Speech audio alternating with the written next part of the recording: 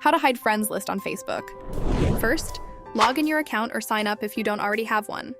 After logging in, you will be directed to the dashboard. Click on your profile picture in the top right corner of your Facebook page. Click on Settings and Privacy, and then select Settings from the drop-down menu. In the left-hand column of the Settings page, locate the Audience and Visibility and select How People Find and Contact You. Within the How People Find and Contact You section, locate the setting called Who Can See Your Friends List. To modify this setting, click on the Edit button on the right-hand side. Now that you've accessed the Who Can See Your Friends List setting, you can choose Who Can View Your Friends List. Click on the drop-down menu and select the audience you'd like to give access to, such as friends or any other desired option. Before we finish, we would like to hear from you.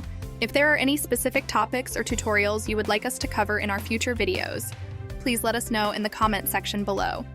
Thank you for watching, and we'll see you in the next video.